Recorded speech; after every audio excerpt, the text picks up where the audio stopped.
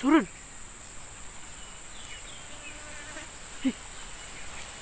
Surun.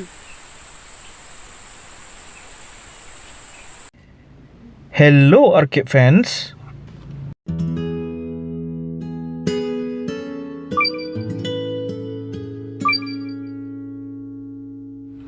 Untuk berjaya, kesungguhan dan tekad yang kuat sememangnya diperlukan.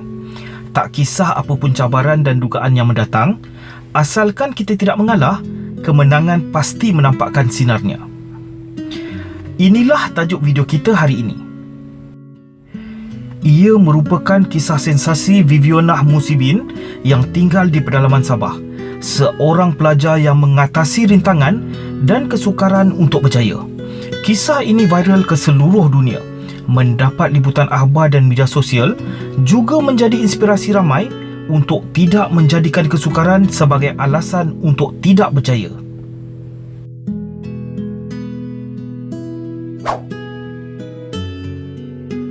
Kisah ini berlaku pada tahun 2020. Ia merupakan tahun yang amat sukar kepada semua kerana wabak COVID-19 yang melanda. Vivianah Musibin merupakan seorang penuntut di Universiti Malaysia Sabah UMS. Dia mengambil jurusan asasi sains dan tinggal di sebuah kampung kecil di daerah Pitas di Sabah.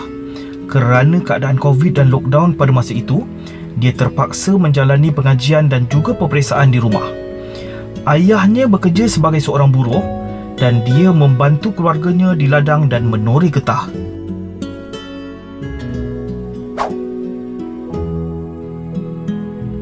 Masalah utama di kampungnya ialah liputan internet yang tidak stabil. Untuk mendapatkan liputan internet yang stabil, dia perlu pergi ke tempat yang tinggi. Memandangkan peperiksaan yang bakal tiba beberapa minggu lagi, dia telah membina sebuah pondok di atas puncak bukit berdekatan kampungnya untuk memastikan liputan internet yang kuat semasa menjawab peperiksaan. Vivianah membina pondok itu seorang diri menggunakan teknik tradisional dengan menggunakan kayu pokok, daun dan lumpur. Ia sebuah pondok kecil di atas tanah berlantaikan batang buluh.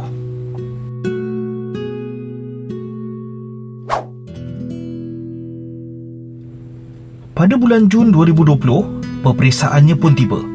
Pada hari itu, Vivianah akan menghadapi dua peperiksaan. Satu di sebelah pagi dan yang kedua pada sebelah petang. Dia mula mendaki bukit untuk sampai ke pondok yang dibinanya sekitar jam 6.30 pagi selepas membantu ibunya menori getah. Setelah sampai, alangkah terkejutnya Vivianah apabila melihat pondok yang disiapkannya itu telah runtuh. Pondok itu sudah hampir beberapa minggu tak dikunjunginya selepas disiapkan. Mungkin faktor cuaca seperti hujan dan angin menyebabkannya runtuh. Vivianah tak putus semangat dan mengalah. Dia berfikir untuk memanjat pokok sebagai tempatnya menjawab peperiksaan kerana lebih selamat, selain akan mendapat campaian internet yang lebih kuat. Dia segera pulang semula ke rumah, memandangkan masih ada beberapa jam lagi sebelum peperiksaan bermula. Dia membawa bersamanya kelambu, air dan bekalan makanan, telefon, power bank dan alat-alat untuk menjawab peperiksaan. Setelah itu, dengan masa yang ada, dia memanjat pokok untuk menyiapkan tempat dia menjawab peperiksaan dengan dilitupi oleh kelambu yang dibawanya. Walaupun tak berapa selesa, dia masih ada tempat untuk mengambil peperiksaannya.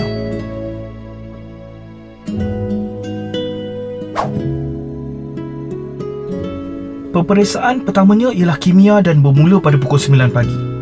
Vivianah akhirnya dapat menjawabnya dengan baik sehingga habis. Setelah habis, dia berehat seketika sambil mengisi perutnya dengan nasi kosong berbungkus daun yang dibawanya. Tanpa disedarinya, ketika dia sedang menjamu selera, terdapat seekor tebuan tanah yang besar terperangkap di dalam kelambu yang dihinapnya. Nasibnya baik kerana dia tiba-tiba menyedari serangga itu terbang berdekatan dengannya. Walaupun takut dan panik, dia dengan tenang keluar dari kelambu itu dan membuka ruang untuk mendorong serangga itu untuk keluar. Walaupun mengambil masa, akhirnya serangga itu keluar dari kelambu itu. Peperiksaan keduanya pada petang itu ialah pengajian Malaysia. Dia juga dapat menjawabnya dengan baik sehingga akhir. Memandangkan hari sudah beransur gelap, dan dia pasti tak sempat untuk pulang semula ke kampungnya, dia terpaksa bermalam di atas pokok itu sementara menunggu keesokan paginya. Dia menghabiskan nasi kosong yang dibawanya sebagai alas perut untuk tidak merasa kelaparan. Viviana pulang ke kampungnya keesokan paginya dengan selamat di sebalik kerisauan dan harapan seorang ibu yang menanti.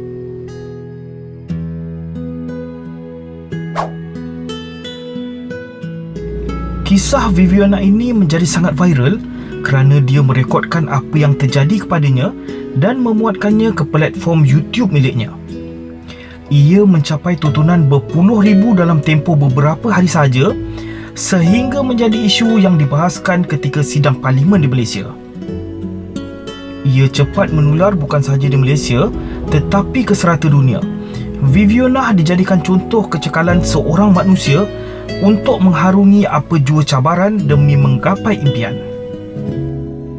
Paling memujakan, kisah Viviana ini juga menimbulkan impak segera.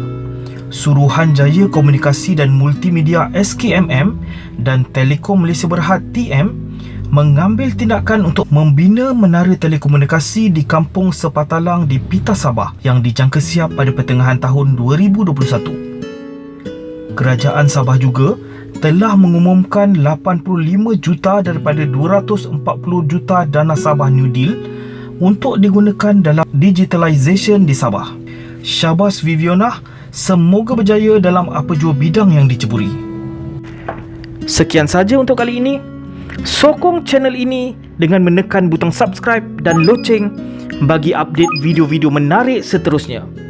Terima kasih dan jumpa lagi.